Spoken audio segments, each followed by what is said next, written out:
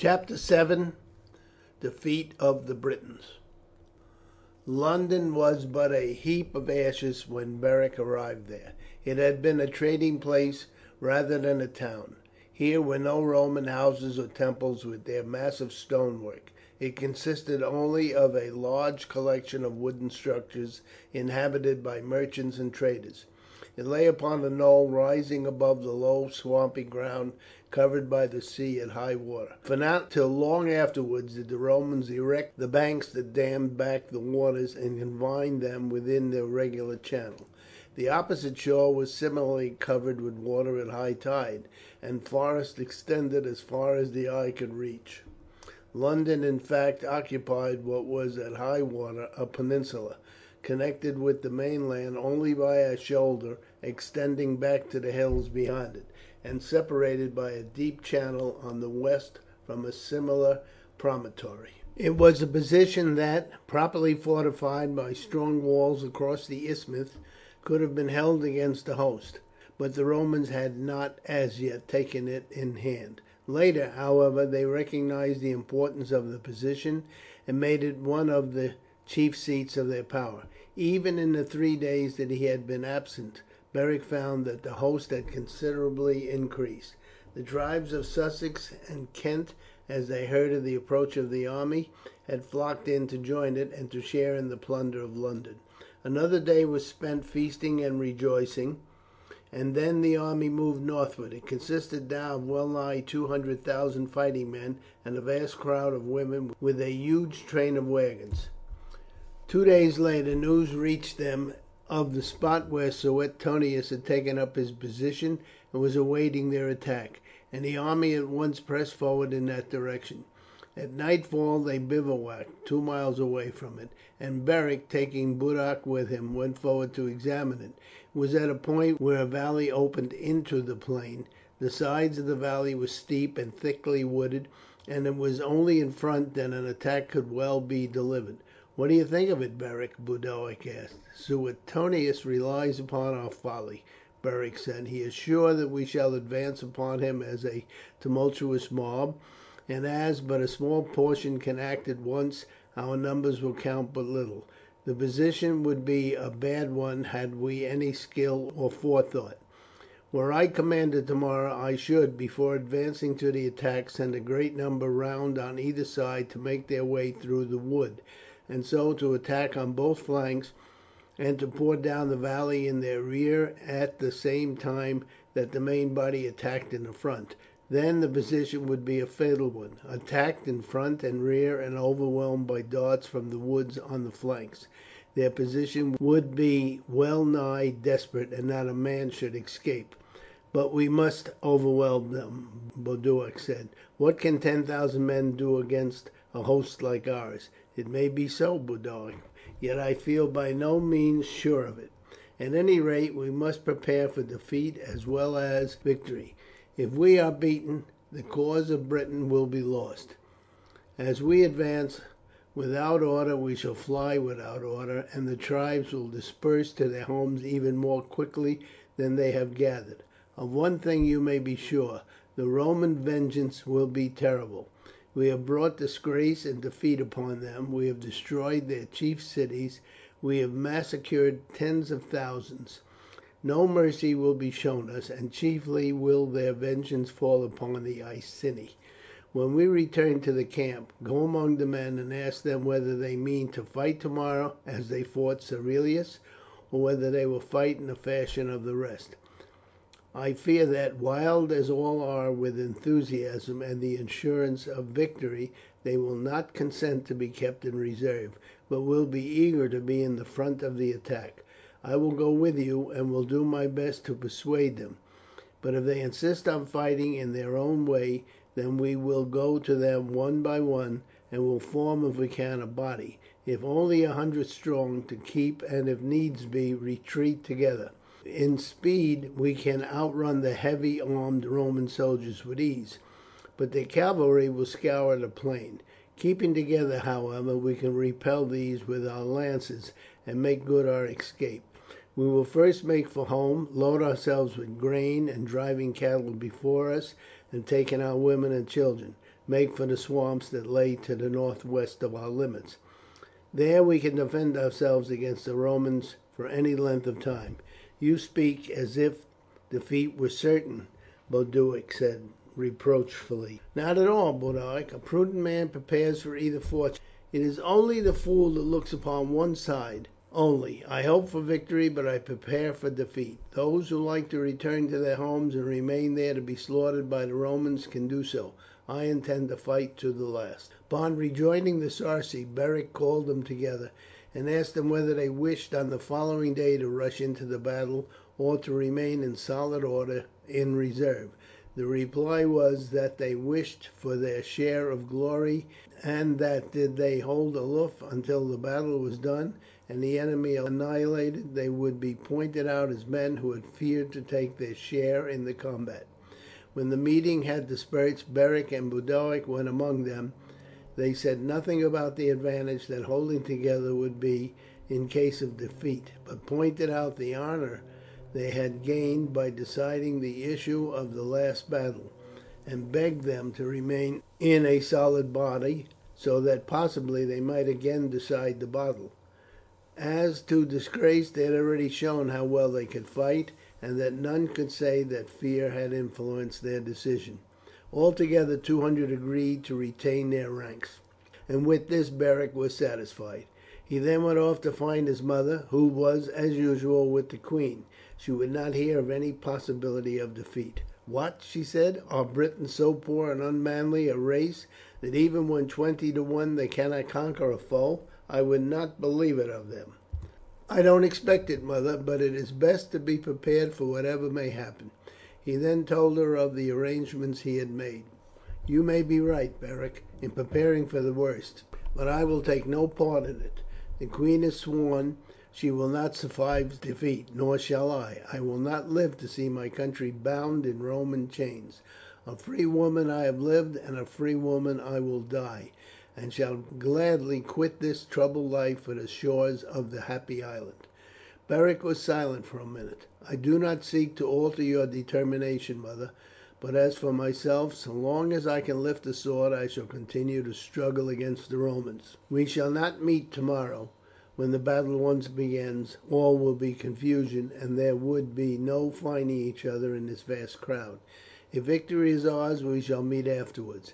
If defeat, I shall make for Cardum, where, if you change your mind, I shall hope to meet you, and then shall march with those who will for the swamps of Ely, where doubtless large numbers of fugitives will gather, for unless the Romans drive their causeways into its very heart, they can scarcely penetrate in any other way."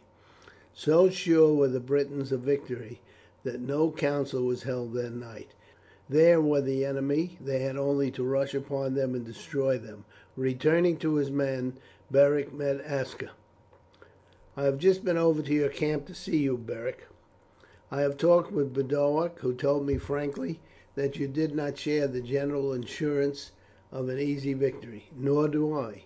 After what I saw the other day, how we dashed vainly against the Roman line, he tells me that your men, save a small party, have determined to fight tomorrow in the front line with the rest, and I lament over it." "It would make no difference in the result," Beric said. "In so great a mass as this we should be lost, and even if we could make our way to the front and fall upon the Romans in a solid body, our numbers are too small to decide the issue. But at least we might, had the day gone against us, have drawn off in good order. I will take my station with you, Aska. I have, as all the Iceni know, been a great fighter in my time, but I will leave it to the younger men tomorrow to win this battle. My authority may aid yours, and methinks that if we win tomorrow, none can say that you were wrong to stand aloof from the first charge." If Aska stood beside you. Thanking the chief warmly for the promise, Beric returned to the Sarci. Feasting was kept up all night, and at daybreak the Britons were on foot, and forming in their tribes, advanced within half a mile of the Roman position. Then they halted, and Boadicea with her daughters and the chiefs moved along their front, exhorting them to great deeds, recalling to them the oppression and tyranny of the Romans, and the indignity that they had inflicted upon her and her daughters, and her addresses were answered by loud shouts from the tribesmen. In the meantime the wagons had moved out and drew up in a vast semicircle behind the troops, so as to enable the women who crowded them to get a view of the victory. So great was the following that the wagons were ranged 4 or 5 deep. Beric had drawn up the men who had agreed to fight in order, in a solid mass in front of the tribe. He was nearly on the extreme left of the British position. Aska had taken his place by his side. His mother, as in her chariot she passed along behind Boadicea,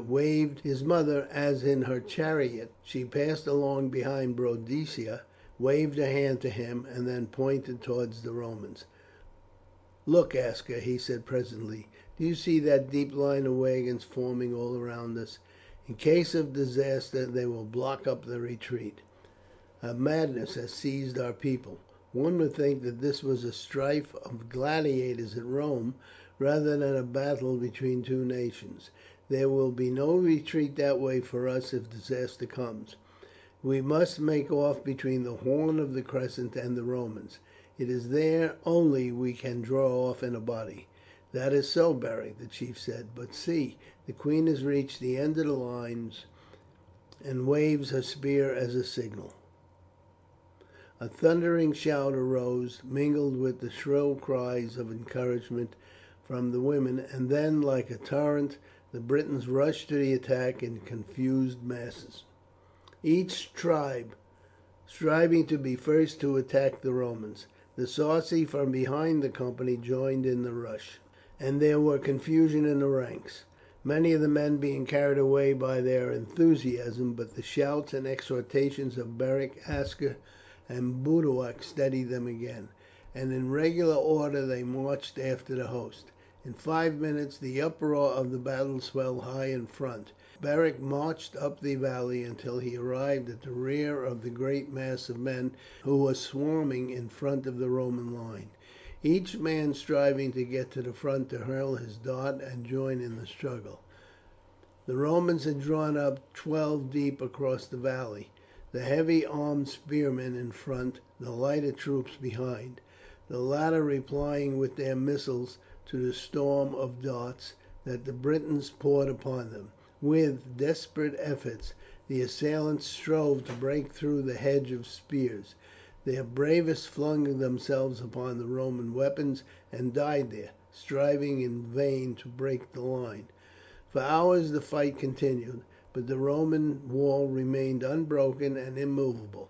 Fresh combatants had taken the place of those in front until all had exhausted their store of javelins. In vain the chiefs attempted to induce their followers to gather thickly together and to make a rush. The din was too great for their voices to be heard, and the tribesmen were half mad with fury at the failure of their own efforts to break the Roman line. Beric strove many times to bring up his company in a mass through the crowd to the front. The pressure was too great. None would give way where all sought to get near their foes. Rather than break them up he remained in the rear, in spite of the eager cries of the men to be allowed to break up and push their way singly forward. "What can you do alone?" he shouted to him. "More than any others are doing. Together and in order we might succeed. Broken we should be useless. If this huge army cannot break their line, what could 200 men do?" At least as the storm of javelins began to dwindle, a mighty shout rose from the Romans, and shoulder to shoulder with levelled spears they advanced, while, the flanks giving way, the cavalry burst out on both sides and fell upon the Britons. For those in front, pressed by the mass behind, there was no falling back.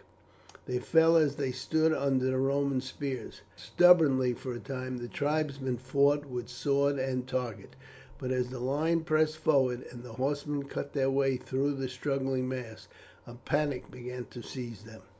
The tribes longest conquered by the Romans first gave way, and the movement rapidly spread. Many for some time desperately opposed the advance of the Romans, whose triumphant shouts rose loudly, but gradually these melted away, and the vast crowd of warriors became a mob of fugitives. The Romans pressed hotly with cries of victory and vengeance upon their rear. Beric's little band was swept away like foam before the waves of fugitives. For a time it attempted to stem the current, but when Beric saw that this was in vain, he shouted to his tribesmen to keep in a close body and to press towards the left, which was comparatively free. Fortunately the Roman horse had plunged in more towards the centre, and the ground was open for their retreat. Thousands of flying men were making towards the rear, but with great effort they succeeded in crossing the tide of fugitives, and in passing through outside the semicircle of wagons. Here they halted for a moment while Beric, climbing on the end wagon, surveyed the scene. There was no longer any resistance among the Britons. The great semicircle within the line of wagons was crowded by a throng of fugitives, behind who, at a run now, the Roman legions were advancing, maintaining their order even at that rapid pace. Outside the sweep of wagons, women with cries of terror were flying in all directions, and the horses, alarmed by the din, were plunging and struggling, while their drivers vainly endeavoured to extricate them from the close line of vehicles. "All is lost for the present," he said to Aska. "Let us make for the north. It is useless to delay. Men, to try to fight would be to throw away our lives uselessly. We shall do more good by preserving them to fight upon another day. Keep closely together. We shall have the Roman cavalry upon us before long, and only by holding to our ranks can we hope to repel them." Many of the women from the nearest wagons rushed in among the men, and placing them in their centre, the band went off at a steady trot, which they could maintain for hours. The din behind was terrible. The shouts of the Romans mingled with the cries of the Britons and the loud shrieks of the women. The plain was already thick with fugitives, consisting either of women from the outside wagons or men who had made their way through the mass of struggling animals. Here and there chariots were dashing across the plain at full gallop. Looking back from a rise of the ground a mile from the battlefield, they saw a few parties of the Roman horse scouring the plain, but the main body were scattered round the confused mass by the wagons. "There will be but few escape," Aska said, throwing up his arms in despair. "The wagons have proved a death trap. Had it not been for them the army would have scattered all over the country, and though the Roman horse might have cut down many, the greater number would have gained the woods and escaped. But the wagons held them just as a thin line of men will hold the wolves till the hunters arrive and hem them in. The carts, crowded with women, the plunging horses in lines 3 or 4 deep, had indeed checked the first fugitives. Then came the others crowding in upon them, and then, before a gap wide enough to let them through could be forced, the Roman horse was round and upon them. The pause that Beric made had been momentarily, and the band kept on at their rapid pace until the woods were reached, and they were safe from pursuit. Then, as they halted, they gave way to their sorrow and anguish. Some threw themselves down and lay motionless. Others walked up and down with wild gestures. Some broke into imprecations against the gods who had deserted them. Some called despairingly the names of wives and daughters who had been among the spectators in that fatal line of wagons. The women sat in a group weeping. None of them belonged to the Iceni, and their kinsfolk and friends had, as they believed, all perished in the fight. "Think you that the queen has fallen?" Aska asked Beric. "She may have made her way out," Beric said. "We saw chariots driving across the plain. She would be carried back by the first fugitives, and it may be that they managed to clear a way through the wagons for her and those with her. If she is alive, doubtless my mother is by her side." "If the queen has escaped," Aska said, "it will be but to die by her own hand instead of by that of the Romans. I am sure that she will not survive the day. There is nothing else left for her. Her tribe is destroyed, her country lost, herself insulted and humiliated. Boadicea would never demand her life from the Romans." "My mother will certainly die for her," Beric said, "and I should say that all her party will willingly share her fate. For the chiefs and leaders there will be no mercy, and for a time doubtless all will be slaughtered who fall into Roman hands. But after a time the sword will be stayed, for the land will be useless to them without men to cultivate it, and when the Roman hands are tired of slaying, policy will prevail. It were best to speak to the men, Aska, for us to be moving on. Will you address them?" The old chief moved towards the men, and raising his hand called them to him. At first but few obeyed the summons, but as he proceeded they roused themselves and gathered round him, for his reputation in the tribe was great, and the assured tone in which he spoke revived their spirits. "Men of the Sarci," he said, "this is no time for wailing or lamentation. The gods of Britain have deserted us, but of this terrible day's defeat none of the disgrace rests upon you. The honour of the victories we won was yours, and though but a small subtribe, the name of the Sarci rang through Britain as that of the bravest in the land. Had all of your tribe obeyed their young chief and fought together today as they have fought before, it may be that the defeat would have been averted. But you stood firmly by him when the others fell away, and you stand here without a loss of a man, safe in the forest and ready to meet the Romans again. You are fortunate in having such a leader. I may tell you that had his counsel prevailed you would not now be mourning a defeat. I, an old chief with long years of experience, believe what he said, young though he is, and saw that to fight in a confused multitude on such a field was to court almost certain defeat. Thus, then, I placed myself by his side, relying upon his skill in arms and your bravery, and throwing my fortune in with yours. I was not mistaken. Had you not firmly kept together and followed his instructions, you too would have been enclosed in that vast throng of fugitives hemmed in among the wagons, slaughtered by the Roman footmen in their rear and cut down by their horse if they broke through the line of wagons. You may ask, what is there to live for? You may say that the cause of Britain is lost, that your tribe is well nigh destroyed, that many of you have lost your wives and families as well. All of this is true, but yet, men, all is not lost.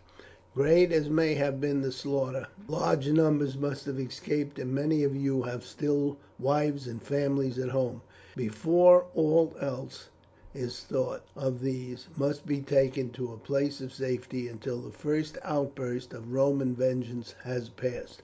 Had Beric been the sole leader of the Briton from the first, there would be no need of fearing their vengeance, for in that case none of their women and children would have been slain, and they would be now in our hands as hostages. But that is past. I say it only to show you how wise and far-seeing, as well as how brave a leader in battle is this young chief of yours. While all others were dreaming only of an easy victory over the Romans, he and I have been preparing for what had best be done in case of a defeat. To return to your homes would be but to court death, and if we are to die at the hands of the Romans, it is best that we should die fighting them to the end. We have therefore arranged that we will seek a refuge in the Fen country that forms the western boundary of the land of the Iceni. There we can find strongholds into which the Romans can never force their way. Thence we can sally out and in turn take vengeance. There will rally round you hundreds of other brave men, till we grow to a force that may again make head against the Romans. There at least we shall live as free men and die as free men." A shout of approval broke from the men. "You need not starve," Aska went on. "The rivers abound with fish and the swamps with waterfowl. There are islands among the swamps where the land is dry, and we can construct huts. 3 days since, when he foresaw that it might be that a refuge would be needed, Beric despatched a messenger home with orders that a herd of 300 cattle and another of as many swine should be driven to the spot near the swamps for which we propose to make, and they will there be found awaiting you. There was again a chorus of approval, and one of the men stepping forward said, "Beric is young, but he is a great chief. We will follow him wherever he will take us, and will swear to be faithful and obedient to him." Every man raised his right arm towards the sky, and with a loud shout swore to be faithful to Beric. "You are right," Aska said. "It is of no use to obey a chief only when ranged in battle. It is that which has ruined our country. There is nothing slavish in recognizing that one man must rule, and in obeying when obedience is necessary for the sake of all. As one body led by one mind you may do much. As 200 men swayed by 200 minds you will do nothing. I shall be with Beric, and my experience may be of aid to him, and if I, a chief of high standing among the Iceni, am well content to recognize in him the leader of our party, you may well do the same. Now, Beric, step forward and say what is next to be done." "I thank you," Beric said, when the shouts of acclamation that greeted him when he stepped forward had subsided. "For the oath you have sworn to be faithful to me. I pretend not to more wisdom than others, and feel that in the presence of one so full of years and experience as Aska, it is a presumption for one of my age to give an opinion, but in one respect I know that I am more fitted than others to lead you. I have studied the records of the Romans, of their wars with the Gauls and other peoples, and I know that their greatest trouble was not in defeating armies in the field, but of overcoming the resistance of those who took refuge in fastnesses, and harassed them continually by sorties and attacks. I know where the Romans are strong and where they are weak, and it is so by the aid of such knowledge that I hope that we may long retain our freedom, and may even in time become so formidable that we may be able to win terms not only for ourselves but for our countrymen. The first step is to gather at our place of refuge those belonging to us. Therefore do you choose among yourselves 20 swift runners and send them to our villages, bidding the wives and families of all here to leave their homes at once, taking only such gear as they can carry lightly, and to make with all speed for Soto, a village in the district of Bassi, and but a mile or two from the edge of the great swamp country. It is there that the herds have been driven, and there they will find a party ready to escort them. Let all the other women and children be advised to quit their homes also, and to travel north together with the old men and the boys. Bid the latter drive the herds before them. It may be months before they can return to their homes. It were best that they should pass altogether beyond the district of our people, for it is upon the Iceni that the vengeance of the Romans will chiefly fall. By presents of cattle they can purchase an asylum among the Brigantes, and had best remain there till they hear the Roman vengeance is satisfied. Let them, as they journey north, advise all the people in our villages to follow their example. Let those who will not do this take shelter in the hearts of the forest. To our own people my orders are distinct. No herd, either of cattle or swan, is to be left behind. Let the Romans find a desert where they can gather no food. Let the houses be burnt, together with all crops that have been gathered. Warn all that there must be no delay. Let the boys and old men start within 5 minutes from the time that you deliver my message to gather the herds and drive them north. Let the women call their children round them, take up their babes, make a bundle of their garments, and pile upon a wagon cooking pots and such things as are most needed, and then set fire to their houses and stacks and granaries and go. Warn them that even the delay of an hour may be fatal, for that the Roman cavalry will be spreading like a river in flood over the country.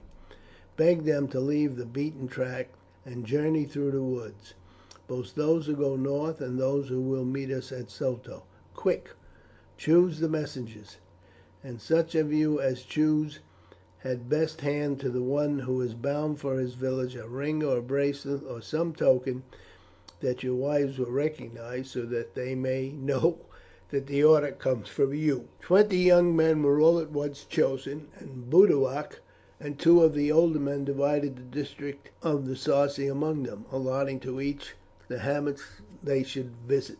As soon as this was decided, the rest of the band gave the messengers their tokens to their families, and then the runners started at a trot which they could maintain for many hours.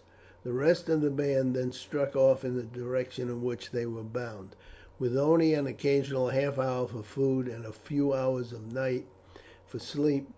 They pressed northward. Fast as they went, the news of the disaster had preceded them, carried by fugitives from the battle. At each hamlet through which they passed, Aska repeated the advice that had been sent to the Iceni: abandon your homes, drive the swine and cattle before you, take to the forest, journey far north, and seek refuge among the Brigantes.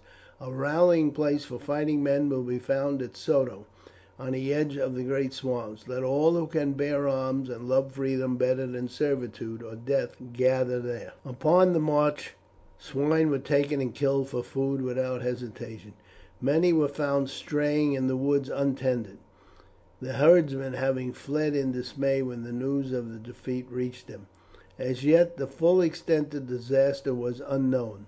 Some of the fugitives had reported that scarce a man had escaped, but the very number of fugitives who had preceded the band showed that this was an exaggeration.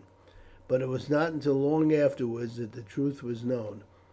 Of the great multitude, estimated at 230,000, fully a third had fallen, among whom were almost all the women and children whose presence on the battlefield had proved so fatal, and of whom scarce one had been able to escape. For the Romans, infuriated by the massacres at Camalodunum, Verulamium, and London, had spared neither age nor sex. On their arrival at Soto, they obtained for the first time news of the queen.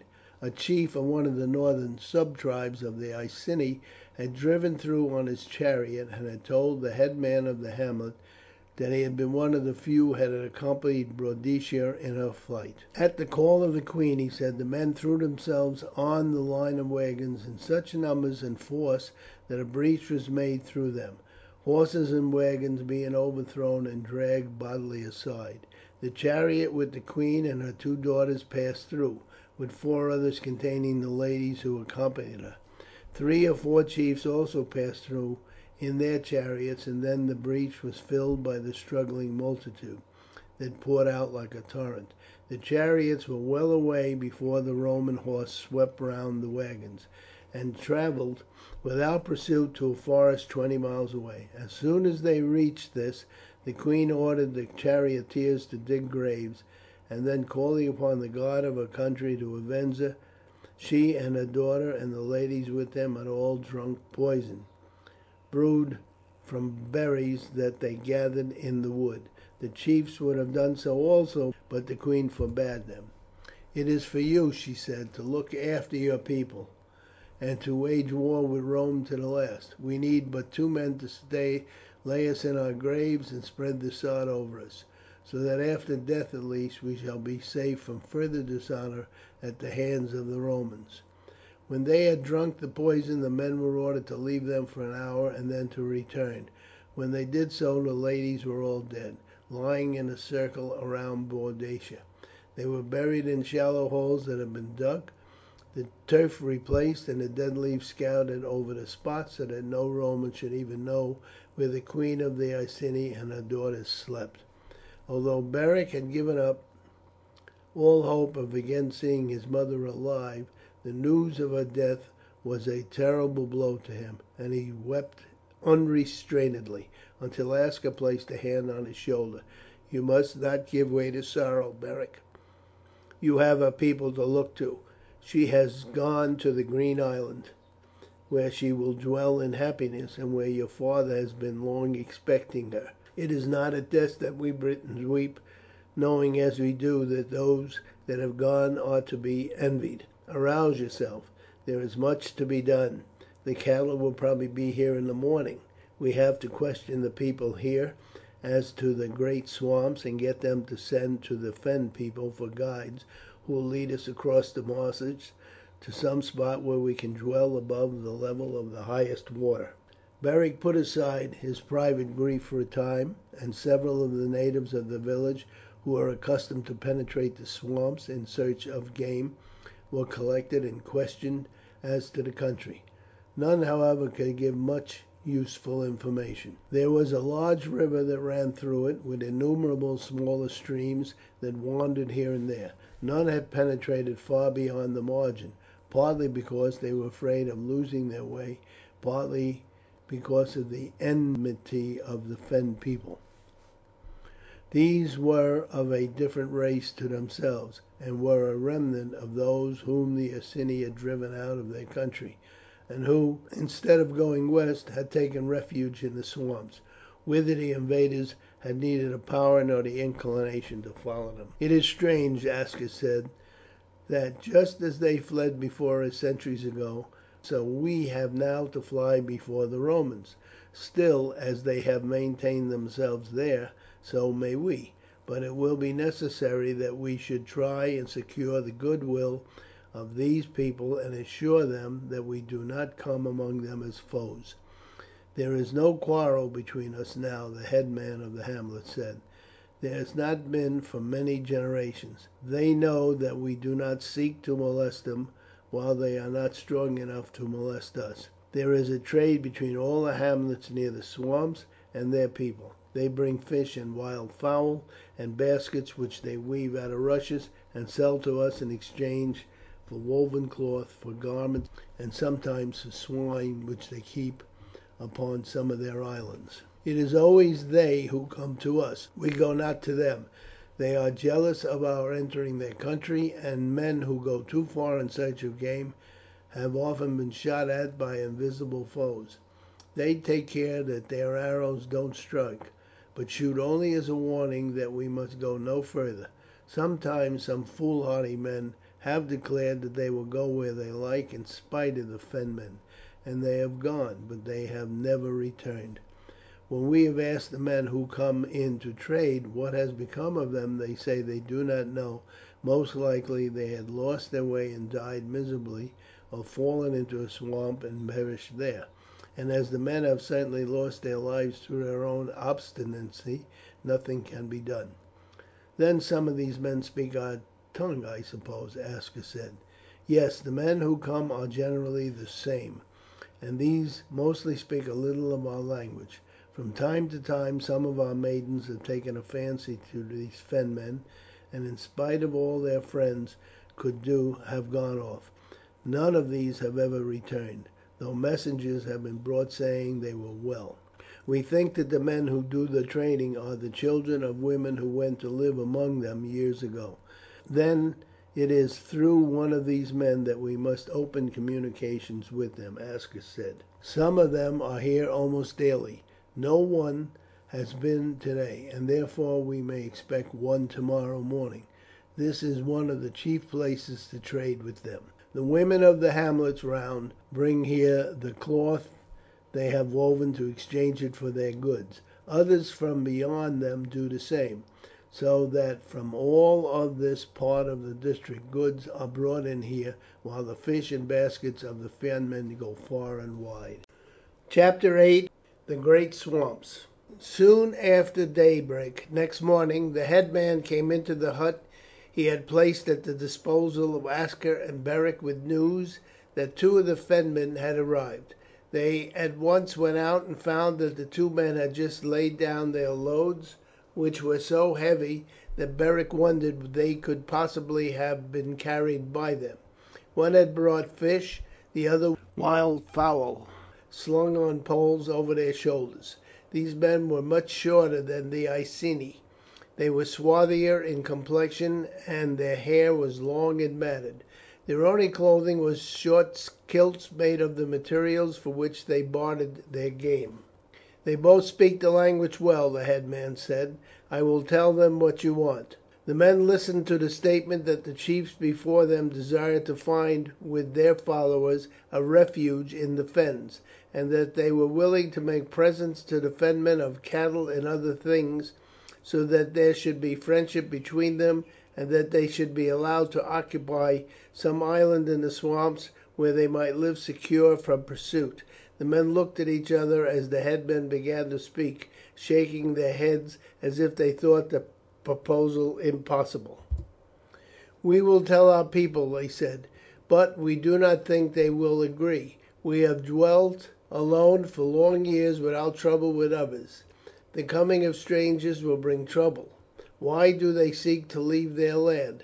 "Our people have been beaten in battle by the Romans," Aska said, taking up the conversation, "and we need a refuge till the troubles are over." "The Romans have won?" one of the men exclaimed in a tone that showed he was no stranger to what was going on beyond the circle of the Fens. "They have won," Aska repeated, "and there will be many fugitives who will seek for shelter in the Fens. We would fain be friends with your people, but shelter we must have. Our cause, after all, is the same, for when the Romans have destroyed the Iceni and conquered all the countries round, they will hunt you down also, for they let none remain free in the lands where they are masters. The Fen country is wide. There must be room for great numbers to shelter, and surely there must be places where we can live without disturbance to your people." "There is room," the man said briefly. "We will take your message to our people. Our chiefs will decide." Aska and Beric wore few other ornaments than those denoting their position and authority. Many of their followers, however, had jewels and bracelets, the spoil of the Roman towns. Beric left the group and spoke to Boduoc, who in 2 or 3 minutes returned with several rings and bracelets. "You can have a score for every one of these," he said. "They are of no value to the men now, and indeed their possession would bring certain death upon anyone wearing them, did he fall into the hands of the Romans." Beric returned to the Fenmen. "Here," he said, "are some presents for your chiefs. Tell them that we have many more like them." The men took them with an air of indifference. "They are of no use," they said, "though they may please women. If you want to please men you should give them hatchets and arms." "We will do that," Aska said. "We have more than we require."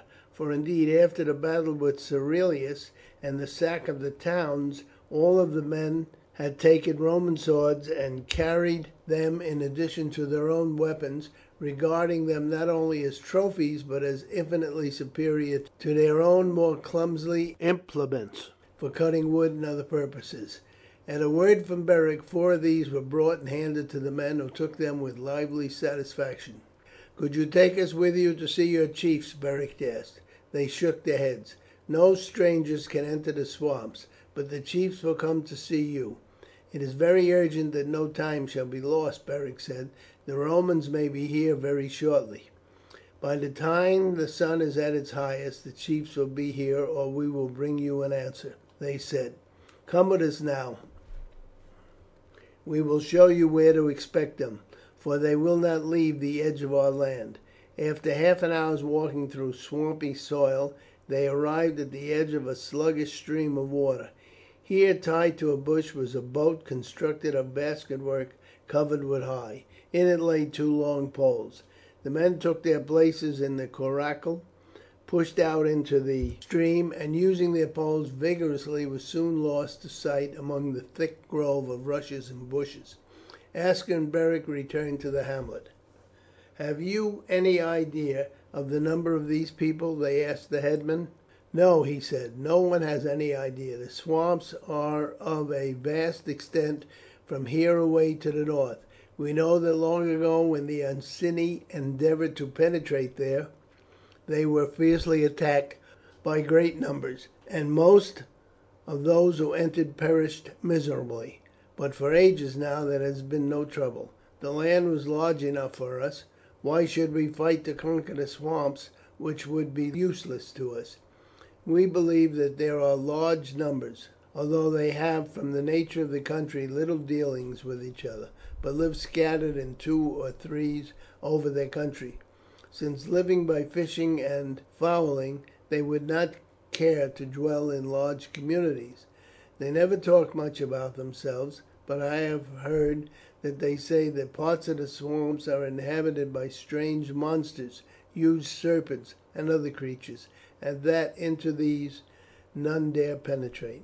"All the better," Beric said. "We are not afraid of monsters of any kind, and they might therefore let us settle in one of those neighbourhoods, where we could clear out these enemies of theirs for them. It strikes me that our greatest difficulty will be to get out our cattle across the morasses to firm ground. We shall have to contrive some plan for doing so. It will be no easy matter to feed so large a number as we shall be on fish and wildfowl." At noon the two chiefs returned to the spot where the men had left them, taking with them Boduoc and another of their followers. A few minutes after they arrived there they heard sounds approaching, and in a short time 4 boats similar to those they had seen, and each carrying 2 men in addition to those poling, made their way one after another through the bushes that nearly met across the stream. Most of the men were dressed like the two who had visited the village, but 3 of them were in attire somewhat similar to that of the Iceni. These were evidently the chiefs. Several of the men were much shorter and darker than those they had first seen, while the chiefs were about the same stature. All carried short bows and quivers of light arrows, and spears with the points hardened in the fire, for the Iceni living near the swamps had been strictly forbidden to trade in arms or metal implements with the Fenmen. The chiefs, however, all carried swords of Iceni make. Before the chiefs stepped ashore their followers landed, and at once, to the surprise of Beric, scattered among the bushes. In 2 or 3 minutes they returned and said something in their own language to their chiefs, who then stepped ashore. "They were afraid of an ambush," Aska muttered, "and have satisfied themselves that no one is hidden near." The chiefs were all able to speak the language of the Iceni, and a long conversation ensued between them and Beric. They protested at first that it was impossible for them to grant the request made, that for long ages no stranger had penetrated the swamps, and that although the intention of those who addressed them might be friendly, such might not always be the case, and that when the secrets of the paths and ways were once known they would never be free from danger of attack by their neighbours. "There is more room to the north," they said. "The Fen country is far wider out there. There is room for you all, while here the dry lands are occupied by us. There is no room for so many strangers. We wish you well. We have no quarrel with you. Ages have passed now since you drove our forefathers from the land. That is all forgotten. But as we have lived so long, so will we continue. We have no wants. We have fish and fowl in abundance, and what more we require we obtain in barter from you." "Swords like those we sent you are useful," Aska said. "They are made by the Romans, and are vastly better than any we have. With one of these you might chop down as many saplings in a day as would build a hut, and could destroy any wild beast that may lurk in your swamps. The people who are coming now are not like us. We were content with the land we had taken, and you dwelt among us undisturbed for ages. But the Romans are not like us. They want to possess the whole earth, and when they have overrun our country they will never rest content till they have hunted you out also. There are thousands of us who will seek refuge in your swamps. You may oppose us, you may kill numbers of us, but in the end, step by step, we shall find our way in till we reach an island of firm land where we can establish ourselves. It is not that we have any ill will towards you, or that we covet your land, but with Romans behind us, slaying all they encounter, we shall have no choice but to go forward. It will be for your benefit as well as ours. Alone, what could you do against men who fight with metal over their heads and bodies that your arrows could not penetrate, and with swords and darts that would cut and pierce you through and through? But with us, who have met and fought them in fair battle, and have once even defeated them with great slaughter, to help you guard your swamps, it would be different, and even the Romans, brave as they are, would hesitate before they tried to penetrate your land of mud and water. Surely there must be some spots in your morasses that are still uninhabited.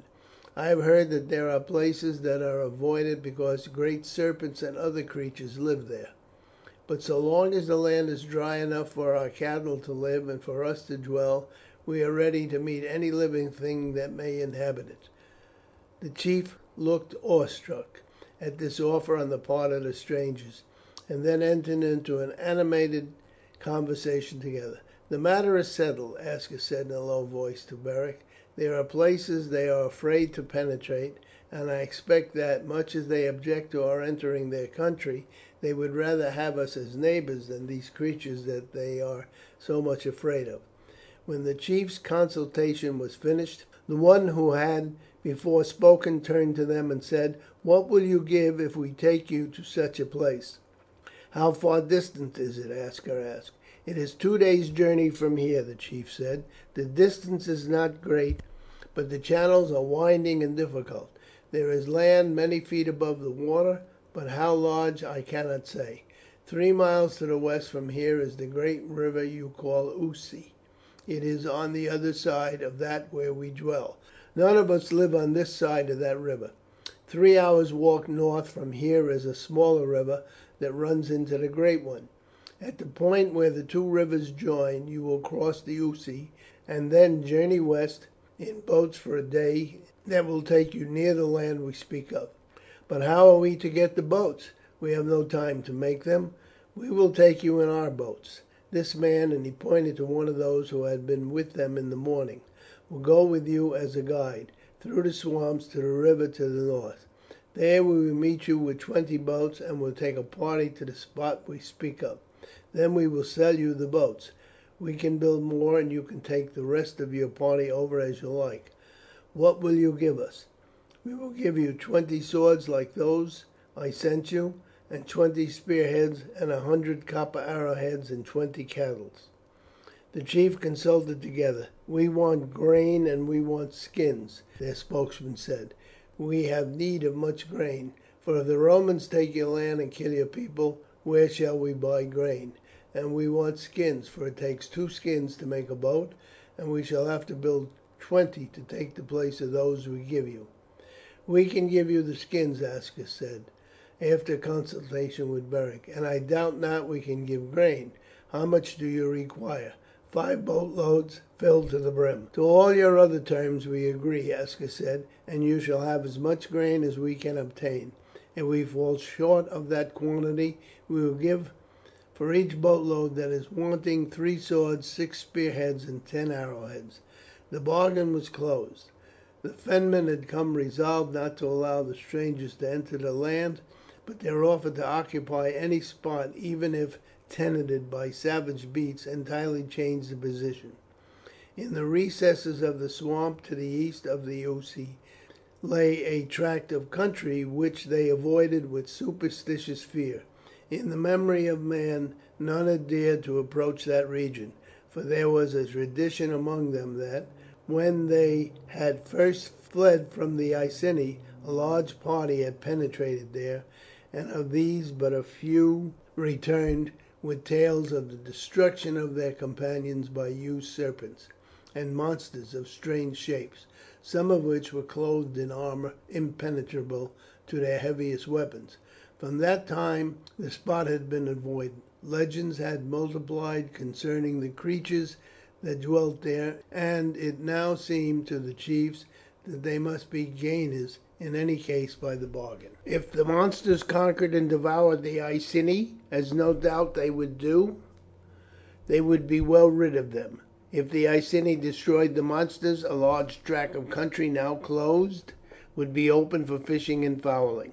They therefore accepted without further difficulty the terms the strangers offered. It was, moreover, agreed that any further parties of Iceni should be free to join the first comers without hindrance, and that guides should be furnished to all who might come to the borders of the swamps to join their countrymen. They were to act in concert in case of any attack by the Romans, binding themselves to assist each other to the utmost of their powers. "But how are we to convey our cattle over?" Beric asked. The native shook his head. "It is too far for them to swim, and the ground in most places is a swamp in which they would sink. That must be "An aftermatter, Beric," Aska said. "We will talk that over after we have arrived. Evidently we can do nothing now. The great thing is to get to this place they speak of, and to prepare it to receive the women and other fugitives. When will you have the boats at the place you name?"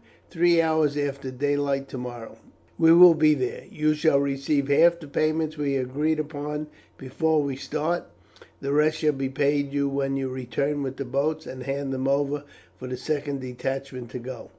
The native nodded, and at once he and his companions took their places in their coracles, leaving the native who was to act as guide behind them. "They are undersized little wretches," Boduoc said as they started for the village. "No wonder that our forefathers swept them out of the land without any difficulty.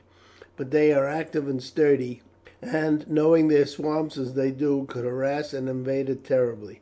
I don't think that at present they like our going into their country, but they will be glad enough of our aid if the Romans come." When they reached the village they found that the herds had just arrived.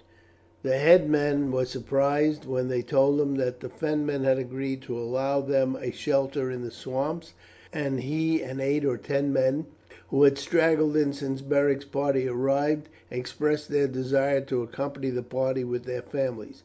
Other women in the village would likewise have gone, but Aska pointed out to them that they had better go north and take shelter among the Brigantes, as all the women of his tribe had done, except those whose men were with them.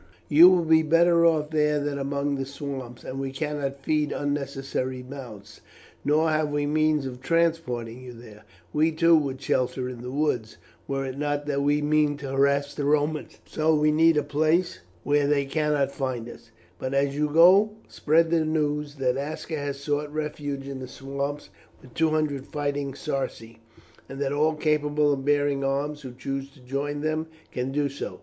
They must come to the junction of the 2 rivers, and there they will hear of us." As the villagers were unable to take away with them their stores of grain, they disposed of them readily to Beric in exchange for gold ornaments, with which they could purchase cattle or such things as they required from the Brigantes. They also resigned all property in their swine and cattle, which were to be left in the woods to be fetched as required. Aska and Beric, having made these arrangements, sat down to discuss what had best be done, as the 20 boats would only carry 60, and would be away for 2 days before they returned for the second party. Boduoc was called into the council, and after some discussion it was agreed that the best plan would be for the whole party to go down together to the junction of the rivers, each taking as large a burden of grain as he could carry, and driving their cattle before them. They heard from the headman that the whole country near the river was densely covered with bushes, and that the ground was swampy and very difficult to cross. They agreed, therefore, that they would form a strong intrenchment at the spot where they were to embark. It was unlikely in the extreme that the Romans would seek to penetrate such a country, but if they did they were to be opposed as soon as they entered the swamps, and a desperate stand was to be made at the intrenchment, which would be approachable at 1 or 2 points only. 6 men were to be left in the village to receive the women and children when they arrived. The guide was to return as soon as he had led the main party to the point where the boats were to meet them, and to lead the second party to the same point. That evening, indeed, the women began to arrive, and said that they believed all would be in on the following day. Among them was Boduoc's mother, who told Beric that her eldest daughter had started with Berenice and Cineas to meet the Romans as soon as the news of the defeat reached them.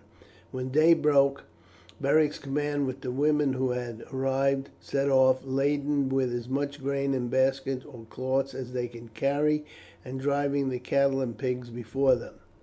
The country soon became swampy, but the guide knew the ground well, and by a winding path led them dry-footed through the bushes, though they could see water among the roots and grass on either side of them.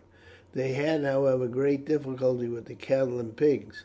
but after several attempts to break away, and being nearly lost in the swamps, from which many of them had to be dragged out by sheer force, the whole reached the river. The men of the rear guard, in charge of the main body of the swine and cattle, did not arrive there until midday.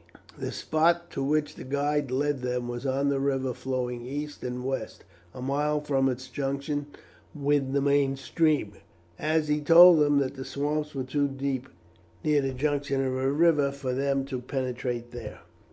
Some of the boats were ready at the spot. When they reached it, Aska and Beric at once began to mark out a semicircle with a radius of some 50 yards on the river bank. 10 of the cattle were killed and skinned, and as others of the party came up, they were set to work to cut down the trees and undergrowth within the semicircle, and drag them to its edge, casting them down with their heads outwards so as to form a formidable abattis. Within half an hour of the appointed time, the 20 boats had arrived together with as many more, in which the grain, hides, and other articles agreed to be paid were to be carried off. 3 of the cattle were cut up and their flesh divided among the 20 boats, in which a quantity of grain was also placed. The 7 remaining carcasses were for the use of the camp.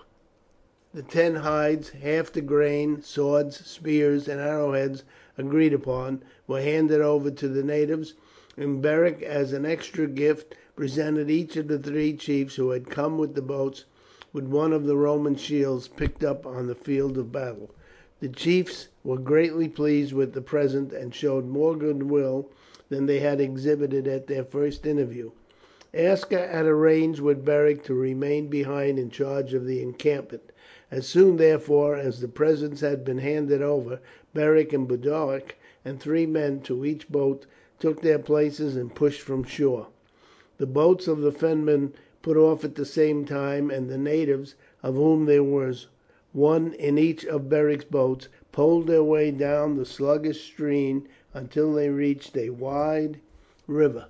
The chiefs here shouted an adieu and directed their course up the river, while Beric's party proceeded down it for 2 miles, and then turned up a narrow stream running into it.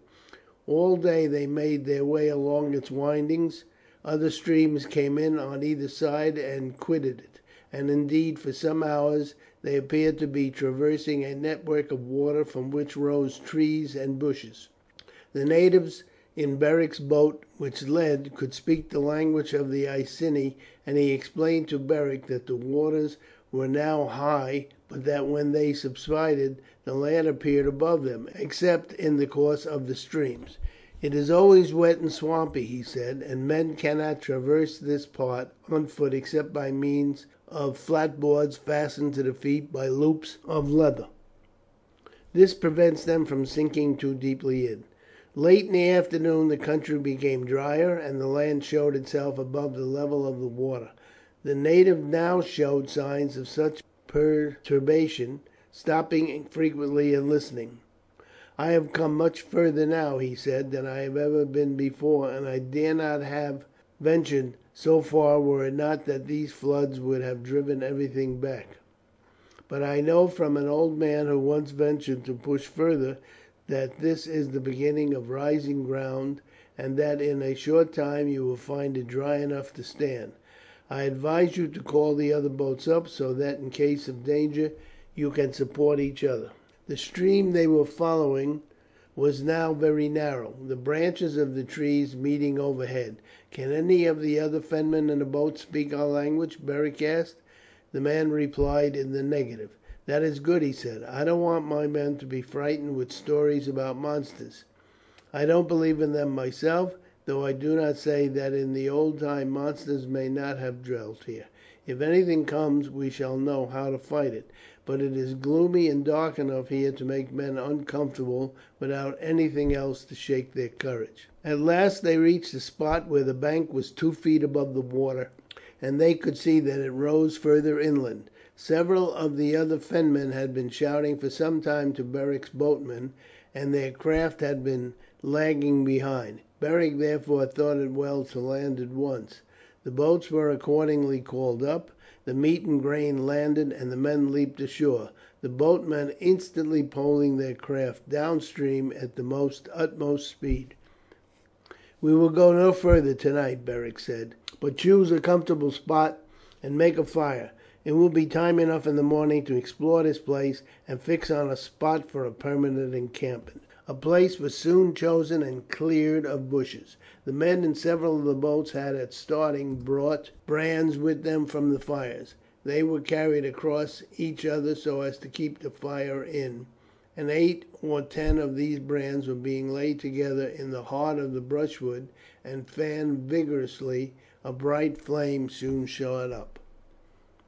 The men's spirits had sunk as they passed through the wild expanse of swamp and water, but they rose now as the fire burned up. Meat was speedily frying in the flames, and this was eaten as soon as it was cooked, nothing being done with the grain, which they had no means of pounding. They had also brought with them several jars of beer from the village, and these were passed around after they had eaten their fill of meat. "We will place 4 sentries," Beric said. "There may well be wolves or other wild beasts in these swamps." After supper was over, Boduoc questioned Beric privately as to the monsters of which their boatmen had spoken. "It is folly," Beric said. "You know that we have legends among ourselves, which we learned from the natives who were here before we came, that at one time strange creatures wandered over the country, but if there were such creatures they died long ago. These Fenmen have a story among themselves that such beasts lived in the heart of the swamp here when they first fled before us. It is quite possible that this is true, for although they died ages ago on the land, they may have existed long afterwards among the swamps, where there were none to disturb them. I have read in some of the Roman writers that there are creatures protected by a coat of scales in a country named Egypt, and that they live hundreds of years. Possibly these creatures, which the legends say were a sort of dragon, may have lingered here, but as they do not seem to have shown themselves to the Fenmen since their first arrival here, it is not at all likely that there are any of them left. If they are, we shall have to do battle with them." "Do you think they will be very formidable, Beric?" "I do not suppose so. They may be formidable to one man, but not to 60 well armed as we are. But I have not any belief that we shall meet with them." The night passed quite quietly, and in the morning the band set out to explore the country. It rose gradually until they were, as Beric judged, from 40 to 50 feet above the level of the swamp. Large trees grew here, and the soil was perfectly dry. The ground on the summit was level for about a quarter of a mile, and then gradually sank again. A mile further they were again at the edge of a swamp. "Nothing could have suited us better," Beric said. "At the top we can form an encampment which will hold 10,000 men, and there is dry ground a mile all around for the cattle and swine." Presently there was a shout from some men who had wandered away, and Beric, bidding others to follow, ran to the spot. They found men standing looking in wonder at a great number of bones lying in what seemed a confused mass. "Here is your monster," Beric said. "They are snake bones." This was evident to all, and exclamations of wonder broke from them at their enormous size. One man got hold of a pair of ribs, and placing them upright they came up to his chin. The man looked apprehensively around.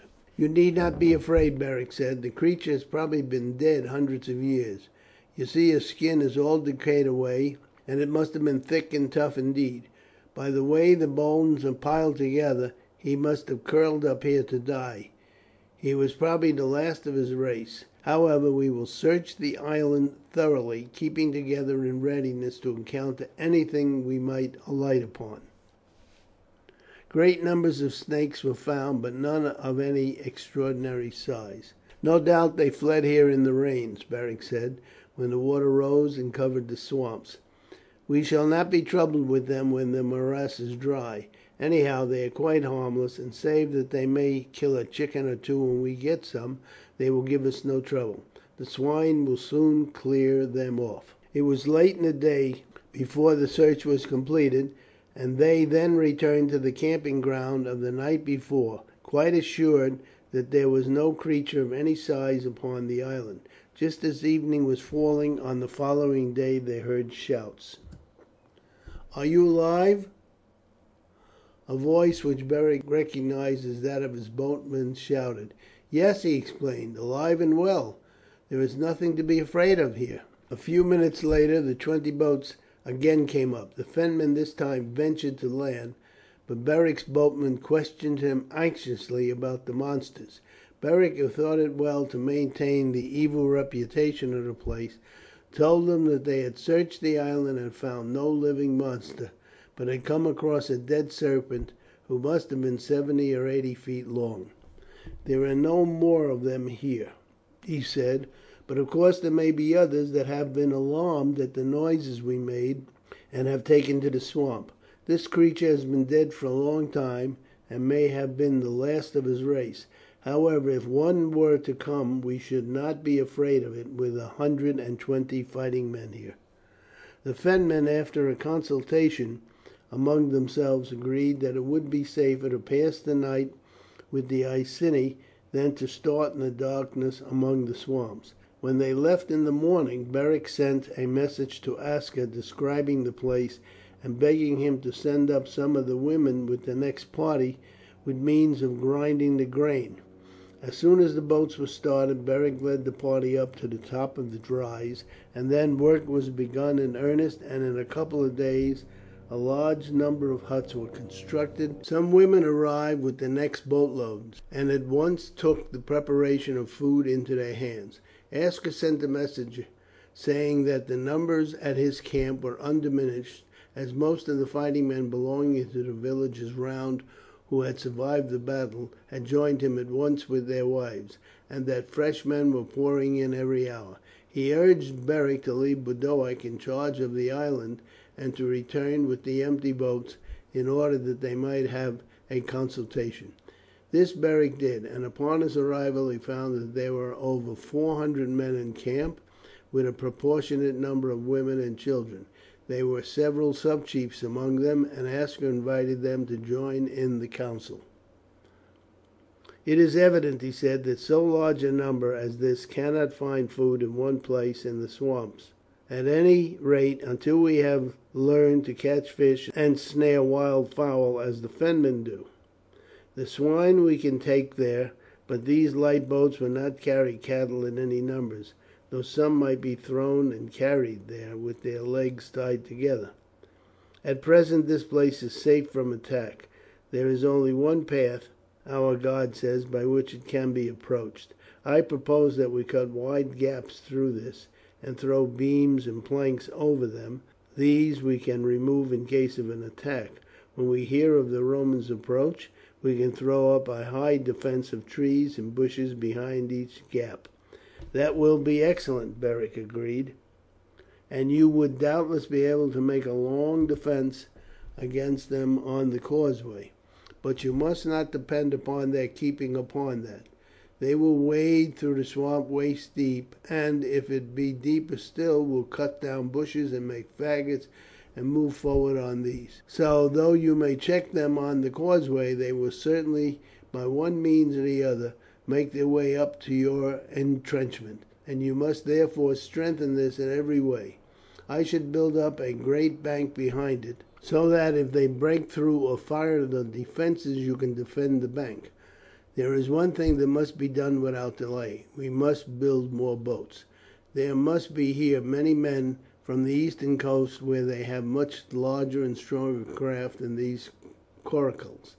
I should put a strong party to work upon them. Then, in case of an attack, you could, when you see that longer resistance would be vain, take to the boats and join me, or, when the Romans approach, send them off to fetch my party from the island. Besides, we shall want to move bodies of men rapidly, so as to attack and harass the enemy when they are not expecting us. I should say that we ought to have at least 20 great flatboats able to carry 50 men each. Speed would not be much of a consequence, as the Romans will have no boats to follow us.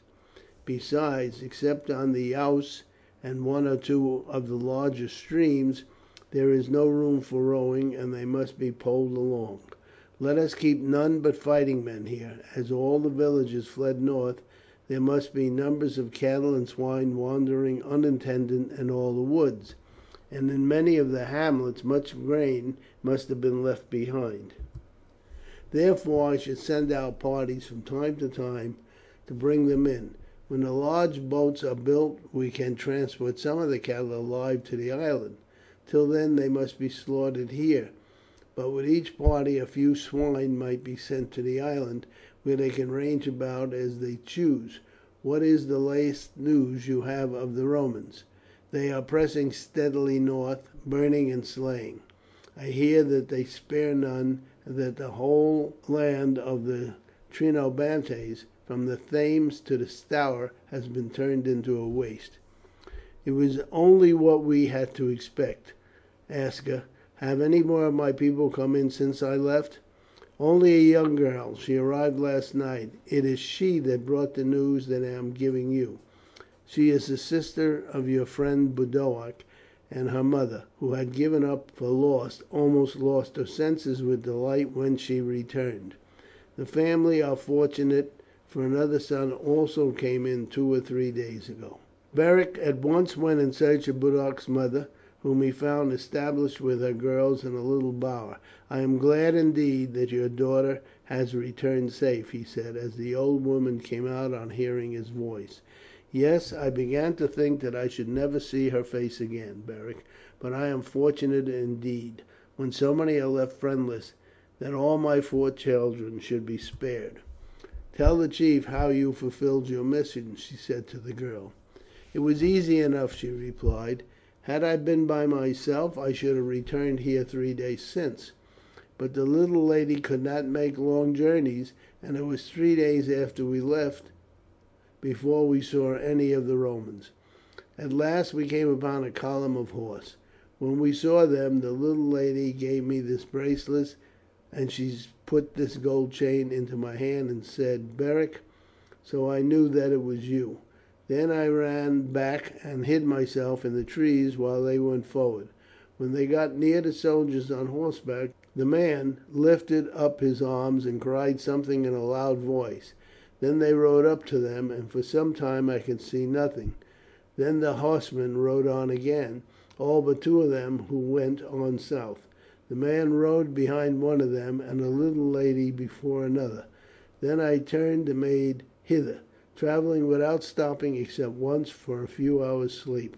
There are many fugitives in the woods, and from them I heard that the land of the Trinobantes was lit up by burning villages, and that the Romans were slaughtering all. Some of those I met in the wood had hid themselves, and had made their way at night, and they saw numbers of dead bodies, women and children as well as men, in the burned hamlets." "You have done your mission well," Beric said. "Boduoc will be glad when I tell him how you have carried out my wish. We must find a good husband for you some day, and I will take care that you go to him with a good store of cattle and swine. Where is your brother?" "He is there," she said, leaning against that tree, waiting for you. "I am glad to see you safe among us," Beric said to the young man. "How did you escape the battle?" "I was driving the chariot with Parta's attendants, as I had from the day we started. I kept close behind her chariot, and escaped with her when the line of wagons was broken to let the queen pass. When we got far away from the battle, your mother stopped her chariot and bade me go north. 'I have no more need of attendants,' she said. 'Let them save themselves. Do you find my son, if he has escaped the battle, and tell him that I shall share the fate of Boadicea. I have lived a free woman and will die one. Tell him to fight to the end against the Romans, and that I shall expect him to join me before long in the Happy Island. Bid him not lament for me, but rejoice, as he should, that I have gone to the land where there are no sorrows.' Then I turned my chariot and drove to your home to await your coming there, if you should have escaped. It was but a few hours after that the messengers brought the news that you were safe, and that the survivors of your band were to join you at Soto with such men as might have escaped. As Parta's orders were to take the women with me to the north, I drove them 2 days further, taking with me a lad, the brother of one of them. Then I handed over the chariot to him to convey them to the land of the Brigantes, and started hither on foot to join you. You shall go on with me tomorrow, you and your mother and sisters. Boduoc will be rejoiced to see you all. We have found a place where even the Romans will hardly reach us. Chapter 9. The Struggle in the Swamp. That evening Beric had a long talk with Aska and 4 or 5 men from the coast, accustomed to the building of large boats. The matter would be easy enough, they said, as the boats would not be required to withstand the strain of the sea, and needed only to be put together with flat bottoms and sides. With so large a number of men they could hew down trees of suitable size, and thin them down until they obtained a plank from each. They would then be fastened together by strong pegs, and dried moss driven in between the crevices. Pitch, however, would be required to stop up the seams, and of this they had none. Then Beric said, "We must make some pitch. There is no great difficulty about that. There are plenty of fir trees growing near the edges of the swamps, and from the roots of these we can get tar."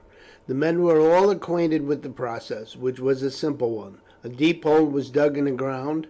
The bottom of this was lined with clay hollowed out into a sort of a bowl. The hole was then filled with roots of fir closely packed together. When it was full, a fire was lit above it. As soon as this had made its way down, earth was piled over it and beaten down hard, a small orifice being left in the centre.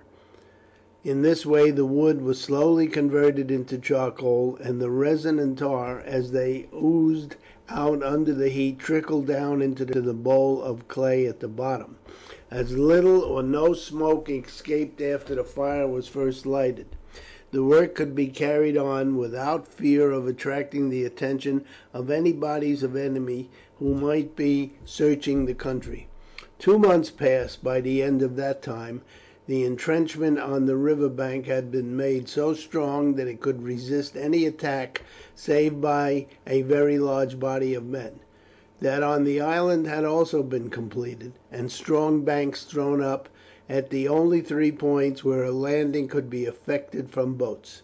The swamps had been thoroughly explored in the neighbourhood, and another island discovered, and on this 300 men had been established, while 400 remained on the great island, and as many in the camp on the river. There were over 1,000 women and children distributed among the 3 stations.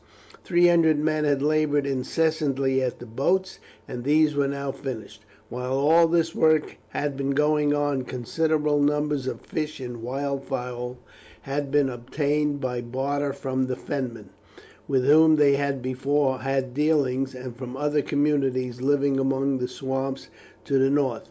Many of the Iceni who came from the marshy districts of the eastern rivers were also accustomed to fishing and fowling, and as soon as the work on the defences was finished and the tortuous channels through the swamps became known to them, they began to lay nets, woven by the women, across the streams, and to make decoys and snares of all sorts for the wildfowl.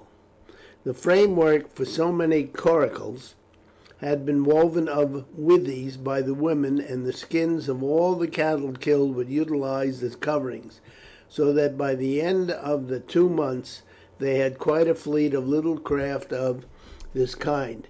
As fast as the larger boats were finished, they were used for carrying cattle to the islands, and a large quantity of swine was also taken over. During this time the Romans had traversed the whole country of the Iceni. The hamlets were fired, and all persons who fell into their hands put to death. But the number of these was comparatively small, as the greater part of the population had either moved north or taken to the woods, which were so extensive that comparatively few of the fugitives were killed by the search parties of the Romans. From the few prisoners that the Romans took, there had reports that many of the Iceni had taken refuge in the swamps, and several strong bodies had moved along the edge of the marsh country without attempting to penetrate it.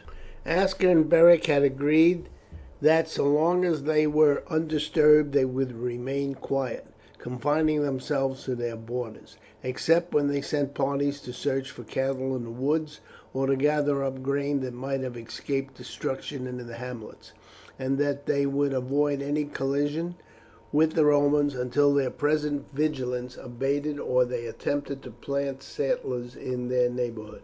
Circumstances, however, defeated this intention. They learned from the Fenmen that numerous fugitives had taken refuge in the southern swamps, and that these sallying out had fallen upon parties of Romans near Huntingdon, and had cut them to pieces. The Romans had in consequence sent a considerable force to avenge this attack. These had penetrated some distance into the swamps, but had there been attacked and driven back with much slaughter. But a fortnight later a legion had marched to Huntingdon, and crossing the river there had established a camp opposite, which they called Conquest, and having collected a number of natives from the west, were engaged in building boats in which they intended to penetrate the swamp country and root out the fugitives. "It was sure to come sooner or later," Aska said to Beric, "nor should we wish it otherwise. We came here not to pass our lives as lurking fugitives, but to gather a force and avenge ourselves on the Romans. If you like I will go up the river and see our friends there, and ascertain their strength and means of resistance. Would it be well, think you, to tell them of our strong place here, and offer to send our boats to bring them down, so that we may make a great stand here?" "No, I think not," Beric said. "Nothing would suit the Romans better than to catch us all together so as to destroy us at one blow. We know that in the west they stormed the intrenchments of Cassivellaunus, and that no native fort has ever withstood their assault. I shall say that it ought to be a war of small fights. We should attack them constantly, enticing them into the deepest parts of the morass, and falling upon them at spots where our activity will avail against their heavily weighted men. We should pour volleys of arrows into their boats as they pass along through the narrow creeks, show ourselves at points where the ground is firm enough for them to land, and then falling back to deep morasses tempt them to pursue us there, and then turn upon them. We should give them no rest night or day, and wear them out with constant fighting and watching. The fens are broad and long, stretching from Huntingdon to the sea, and if they are contested foot by foot we may tire out even the power of Rome." "You are right, Beric, but at any rate it will be well to see how our brethren are prepared. They may have no boats, and may urgently need help." "I quite agree with you. I think it would be as well for you to go. You could offer to bring all their women and children to our islands here, and then we would send down a strong force to help them. We should begin to contest strongly the Roman advance from the very first." Accordingly Aska started up the Ouse in one of the large boats with 12 men to pole it along, and 3 days afterwards returned with the news that there were some 2,000 men, with twice that many women and children, scattered among the upper swamps. "They have only a few small boats," he said, "and are in sore straits for provisions. They drove at first a good many cattle in with them, but most of these were lost in the morasses. As there have been bodies of horse moving about near Huntingdon, they have not been able to venture out as we have done to drive in more." "Have they any chief with them?" Beric asked. "None of any importance. All the men are fugitives from the battle, who were joined on their way north by the women of the villages. They are broken up into groups and have no leader to form any general plan. I spoke to the principal men among them, and told them that we had strongly fortified several places here, had built a fleet of boats, and were prepared for warfare. They will all gladly accept you as their leader. They urgently prayed that we would send our boats down for the women and children, and I promised them that you would do so, and would also send down some provisions for the fighting men." The next morning the 20 large boats, each carrying 30 men and a supply of meal and grain, started up the river, Beric himself going with them and taking Boduoc as his lieutenant. Aska remained in command at the river fort, where the force was maintained at its full strength, the boat party being drawn entirely from the two islands. 4 miles below Huntingdon they landed at a spot where the greater part of the Iceni there were gathered. Fires were at once lighted and a portion of the meat cooked, for the fugitives were weak with hunger. As soon as this was satisfied, orders were issued for half the women and children to be brought in. These were crowded into the boats, which, in charge of 4 men in each, then dropped down the stream, Beric having given orders that the boats were to return as soon as the women were landed on the island. He spent the next 2 days in traversing the swamps and the coracle, ascertaining where there was firm ground and where the morasses were impassable. He learned all the particulars he could gather about the exact position of the Roman camp and the spot where the boats were being constructed. The Iceni were already familiar with several paths leading out of the morasses in that neighbourhood, and then drew out a plan for an attack upon the Romans. He had brought with him half the Sarci who had retired with him from the battle.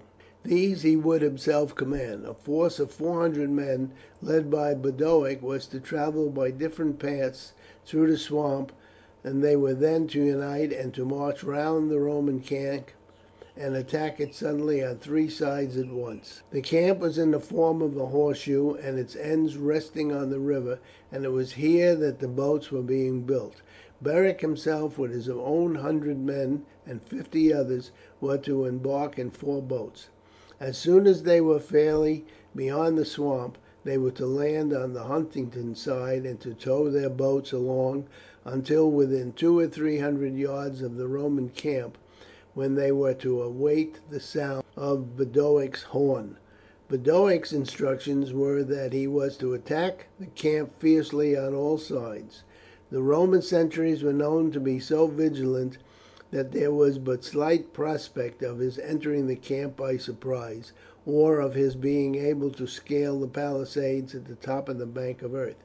The attack, however, was to be made as if in earnest, and was to be maintained until Beric's horn gave the signal for them to draw off, when they were to break up into parties as before, and to retire into the heart of the swamp by the paths by which they had left it. The most absolute silence was to be observed until the challenge of the Roman sentries showed that they were discovered, when they were to raise their war shouts to the utmost so as to alarm and confuse the enemy. The night was a dark one and a strong wind was blowing, so that Beric's party reached their station unheard by the sentries on the walls of the camp. It was an hour before they heard a distant shout, followed instantly by the winding of a horn and the loud war cry of the Iceni. At the same moment the trumpets in the Roman entrenchments sounded, and immediately a tumult of confused shouting arose around and within the camp. Beric remained quiet for 5 minutes till the roar of battle was at its highest, and he knew that the attention of the Romans would be entirely occupied with the attack. Then the boats were again towed along until opposite the centre of the horseshoe. The men took their places in them again and poled them across the river. The 50 men who accompanied the Sarci carried bundles of rushes dipped in pitch, and in each boat were burning brands which had been covered with rawhides to prevent the light from being seen. They were nearly across the river when some sentries there, whose attention had hitherto been directed entirely to the walls, suddenly shouted an alarm as soon as the boats touched the shore. Beric and his men leaped out, passed through the half-built boats and the piles of timber collected beside them, and formed up to repel an attack. At the same moment the others lighted their bundles of rushes at the brands, and jumping ashore set fire to the boats and wood piles. Astonished at this outburst of flame within their camp while engaged in defending the walls from the desperate attacks of the Iceni, the Romans hesitated, and then some of them came running down to meet the unexpected attack.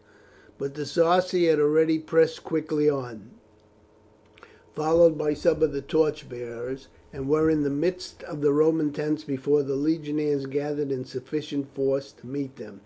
The torches were applied to the tents, and fanned by the breeze the flames spread rapidly from one to another. Beric blew the signal for retreat, and his men in a solid body, with their spears outward, fell back. The Romans, as they arrived at the spot, rushed furiously upon them, but discipline was this time on the side of the Sarci, who beat off all attacks till they reached the river bank. Then in good order they took their places in the boats, Beric with a small body covering the movement till the last.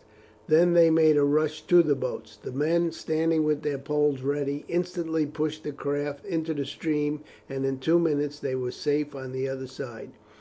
The boats and piles of timber were already blazing fiercely when the Roman camp in the centre of the entrenchment was in a mass of flames, lighting up the helmets and armour of the soldiers ranged along the wall and engaged in repelling the attack of the Iceni. As soon as the Sarci were across, they leaped ashore and towed the boat along by the bank. A few arrows fell among them, but as soon as they had pushed off from the shore, most of the Romans had run back to aid in the defence of the walls. Beric's horn now gave the signal that the work was done, and in a short time the shouts of the Iceni began to subside.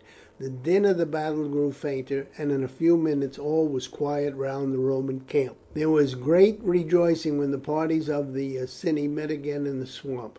They had struck a blow that would greatly inconvenience the Romans for some time, would retard their attack, and show them that the spirit of the Britons was still high.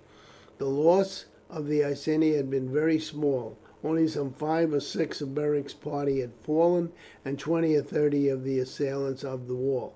They believed that the Romans had suffered much more, for they could be seen above their defences by the light of the flames behind them, while the Iceni were in darkness. Thus the darts and javelins of the defenders had been cast almost at random, while they themselves had been conspicuous marks for the missiles of the assailants. In Beric's eyes the most important point of the encounter was that it had given confidence to the fugitives, had taught them the advantage of fighting with a plan and of acting methodically and in order. There was a consultation next morning.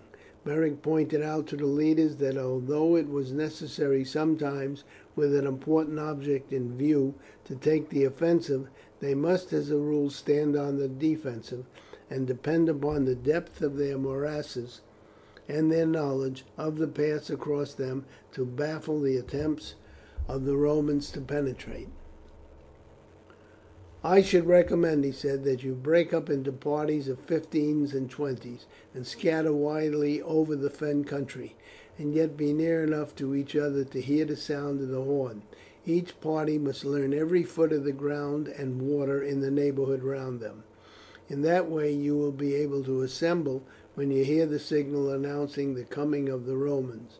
You will know the paths by which you can attack or retreat, and the spots where you can make your way across. But where the Romans cannot follow you, each party must earn its sustenance by fishing and fowling, and in making up your parties there should be 2 or 3 men in each accustomed to this work. Each party must provide itself with cuirasses. I will send up a boat load of hides.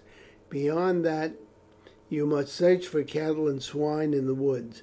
When by sending spies on shore you find there are no parties of Romans about, the parties nearest the hunting done should be always vigilant, and day and night keep men at the edge of the swamp to watch the doings of the Romans, and should send notice to me every day or 2 as to what the enemy are doing, and when they are likely to advance. Should they come suddenly, remember that it is of no use to try to oppose their passage down the river. Their boats will be far stronger than ours, and we should but throw away our lives by fighting them there. They may go right down to the sea if they please, but directly they land or attempt to thrust their boats up the channels through the swamp, then every foot must be contested. They must be shot down from the bushes, enticed into the swamps, and overwhelmed with missiles. Let each man make himself a powerful bow and a great sheath of arrows pointed with flints or flakes of stone, which must be fetched from the dry land.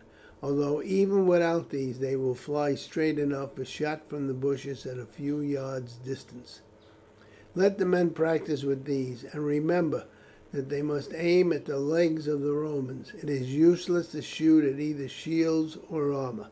Besides, let each man make himself a spear, strong, heavy, and fully 18 feet long, with the point hardened in the fire, and rely upon these rather than upon your swords to check their progress. Whenever you find broad paths of firm ground across the swamps, cut down trees and bushes to form stout barriers. Make friends with the fenmen. Be liberal with them with gifts.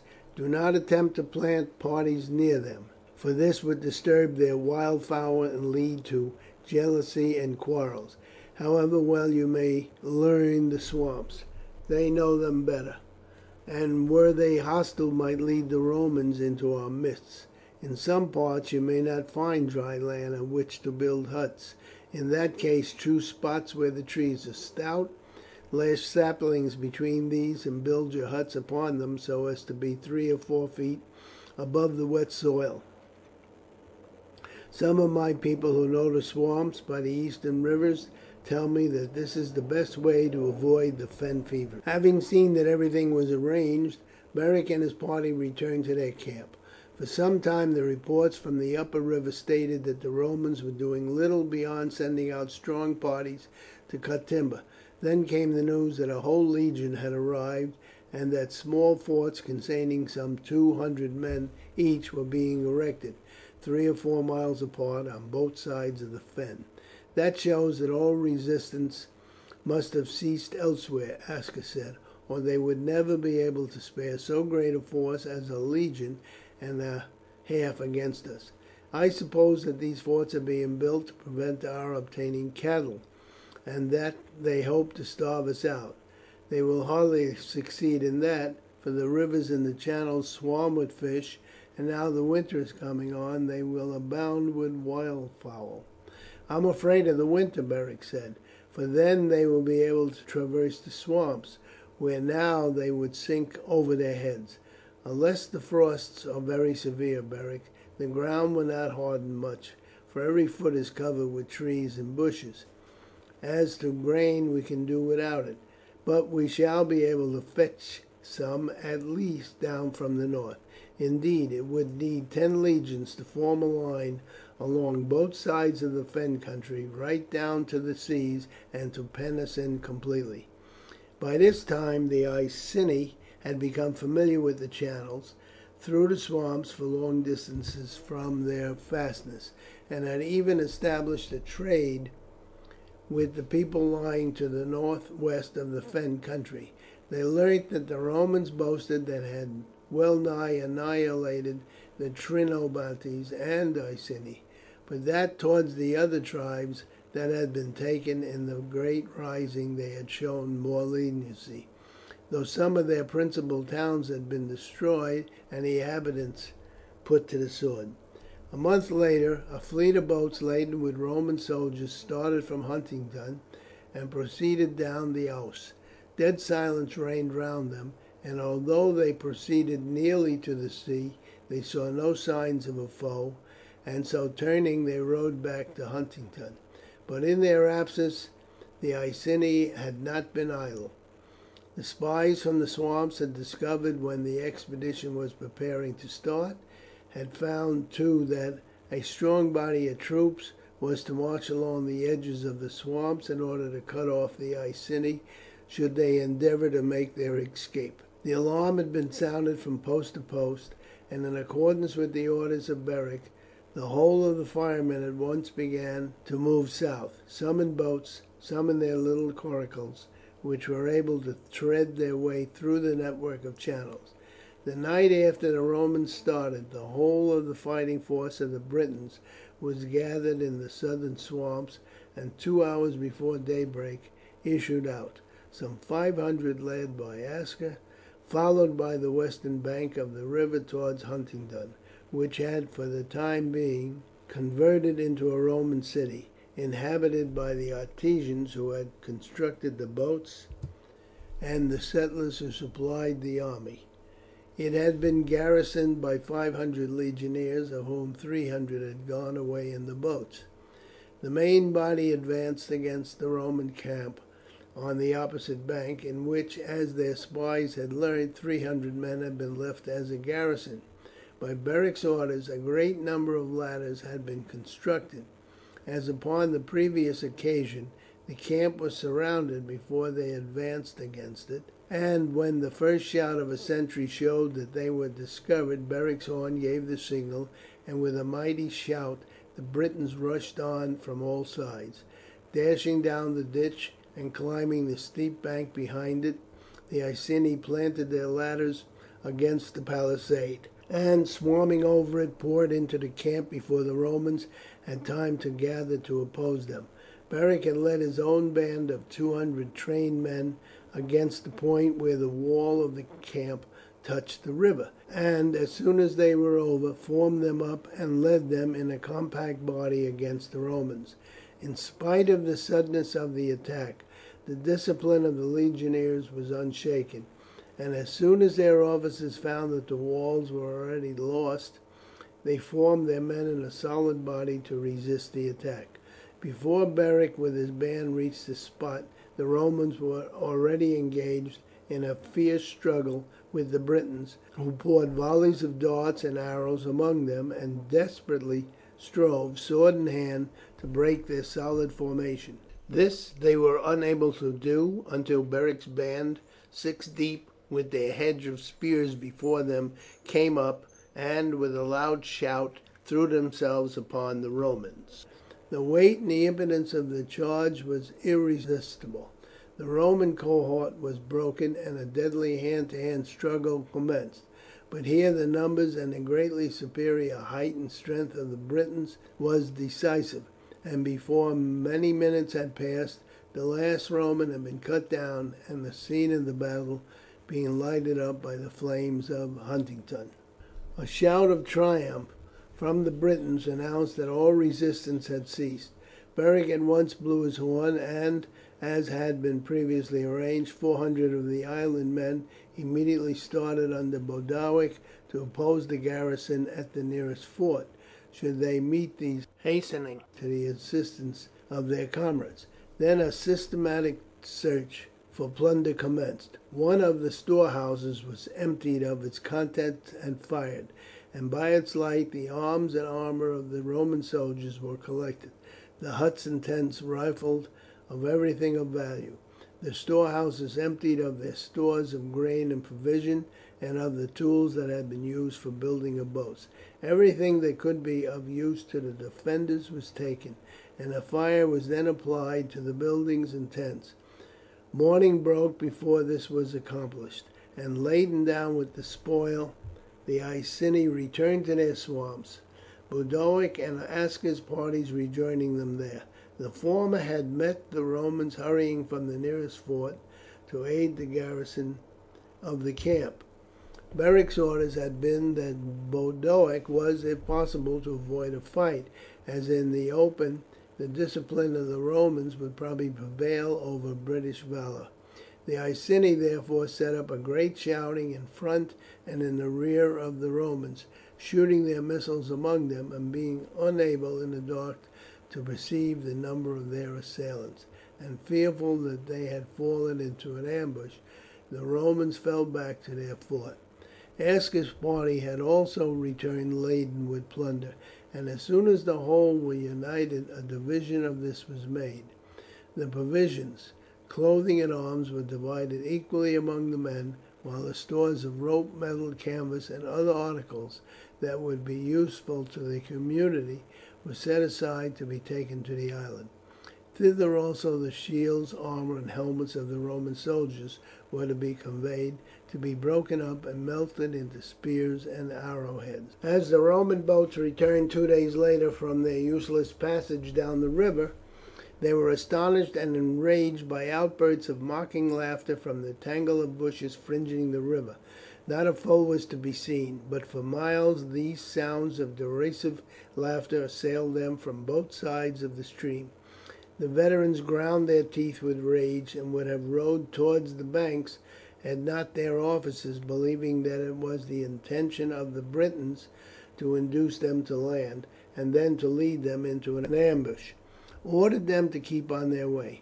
On passing beyond the region of the swamp, a cry of dismay burst from the crowded boats, as it was perceived that the town of Huntingdon had entirely disappeared, and they neared the camp. However, the sight of numerous sentries on the wall relieved them of part of their anxiety, but upon landing they learnt the whole truth, that the 500 Roman soldiers in the camp and at Huntingdon had fallen to a man, and that the whole of the stores collected had been carried away or destroyed.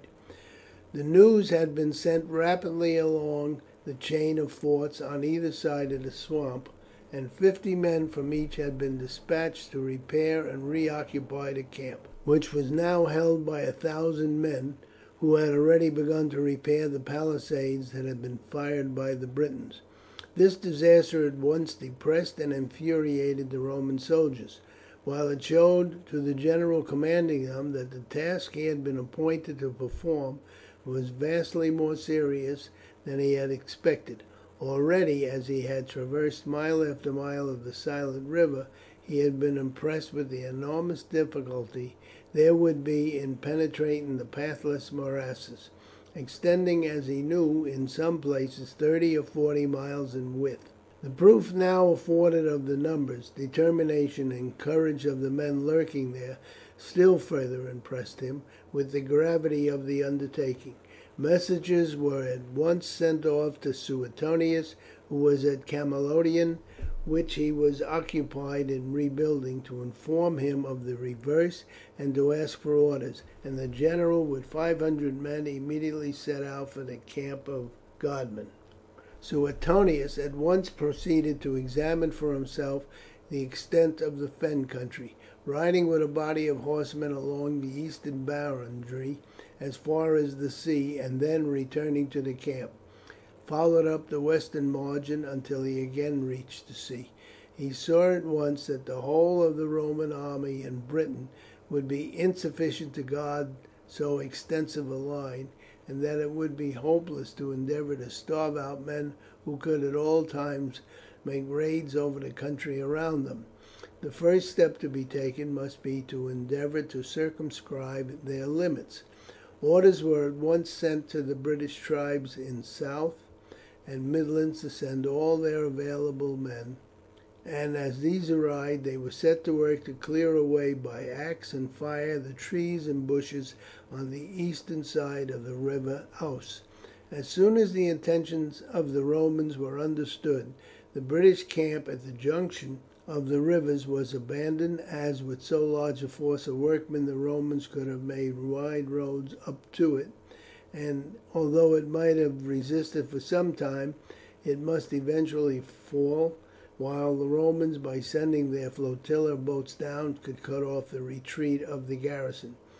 For 2 months 30,000 workmen laboured under the eyes of strong parties of Roman soldiers, and the work of denuding the swamp east of the Ouse was accomplished. Winter had now set in, but the season was a wet one, and although the Romans made repeated attempts to fire the brushwood from the south and west, they failed to do so. Severe frost accompanied by heavy snow set in late, and as soon as the ground was hard enough, the Romans entered the swamps near Huntingdon and began their advance northward. The Britons were expecting them, and the whole of their fighting force had gathered to oppose them. Beric and Aska set them to work as soon as the Roman army crossed the river and marched north, and as the Romans advanced slowly and carefully through the tangled bushes, they heard a strange confused noise far ahead of them, and after marching for 2 miles came upon a channel where the ice had been broken into fragments. They at once set to work to cut down bushes and form them into faggots to fill up the gaps, but as they approached the channel with these, they were assailed by volleys of arrows from the bushes on the opposite side. The light armed troops were brought up, and the work of damming the channel at a dozen points was covered by a shower of javelins and arrows. The Britons, however, had during the past month made shields of strong wicker work of Roman pattern, but long enough to cover them from the eyes down to the ankles, and the wicker work was protected by a double coating of oxhide. Boys collected javelins as fast as they were thrown and handed them to the men. As soon as the road access to the channels was completed, the Romans poured over, believing that now they should scatter their invisible foes. But they were mistaken, for the Britons, with level spears, their bodies covered with their bucklers, burst down upon them as they crossed, while a storm of darts and javelins poured in from behind the fighting line. Again and again they were driven back, until after suffering great loss they made good their footing at several points, when, at the sound of a horn, resistance at once ceased and the Britons disappeared as if by magic. Advancing cautiously, the Romans found that the ice in all of the channels had been broken up, and they were soon involved in a perfect network of sluggish streams. Across these the Britons had felled trees to form bridges for their retreat, and these they dragged after them as soon as they crossed. Every one of these streams was desperately defended, and as the line of swamp grew wider, the Roman front became more and more scattered. Late in the afternoon a sudden and furious attack was made upon them from the rear. Beric having taken a strong force round their flank, numbers of the Romans were killed before they could assemble to make head against the attack, and as soon as they did so, their assailants as usual drew off. After a long day's fighting, the Romans had gained scarce a mile from the point where resistance had commenced, and this at a cost of over 300 men. Suetonius himself had commanded the attack, and when the troops halted for the night at the edge of an unusually wide channel, he felt that the task he had undertaken was beyond his powers. He summoned the commanders of the 2 legions to the hut that had been hastily raised for him. "What think you?" he asked. "This is a warfare even more terrible than that we waged with the Goths in their forest. This Beric, who is their leader, has indeed profited by the lessons he learned at Camalodunum. No Roman general could have handled his men better. He is full of resources, and we did not reckon upon his breaking up the ice upon all these channels. If we had so much trouble in forcing our way where the swamps are, but 2 miles across, and that with a frost to help us, the task would be a terrible one when we get into the heart of the morasses, where they are 20 miles wide. Yet we cannot leave them untouched. There would never be peace and quiet as long as these bands, under so enterprising a leader, remained unsubdued. Can you think of any other plan by which we may advance with less loss?" The 2 officers were silent. "The resistance may have weakened," one said after a long pause. "We have learnt from the natives that they have not in all much above 3,000 fighting men, and they must have lost as heavily as we have." Suetonius shook his head. "I marked as we advanced," he said, "that there was not one British corpse to 4 Romans. We shoot at random while they from their bushes can see us, and even when they charge us, our archers can aid but little, seeing that the fighting takes place among the bushes. However, we will press on for a time. The natives behind us must clear the ground as fast as we advance, and every foot gained is gained for good." Three times during the night the British attacked the Romans, once by passing up the river in their coracles and landing behind them, once by marching out into the country round their left flank, and once by pouring out through cross channels in their boats and landing in front. All night, too, their shouts kept the Romans awake in expectation of attack. For 4 days the fighting continued, and the Romans, at the cost of over 1,000 men, won their way 8 miles farther. By the end of that time they were utterly exhausted with toil and want of sleep. The swamps each day became wider, and the channels larger and deeper. Then the Roman leaders agreed that no more could be done. 12 miles had been won and cleared, but this was the mere tongue of the Fenland, and to add to their difficulties that day the weather had suddenly changed, and in the evening rain set in. It was therefore determined to retreat while the ground was yet hard, and having lighted their fires and left a party to keep these burning and to deceive the British, the Romans drew off and marched away, bearing to the left so as to get out on to the plain, and to leave the ground encumbered with the sharp stumps of the bushes and its network of channels behind them as soon as possible.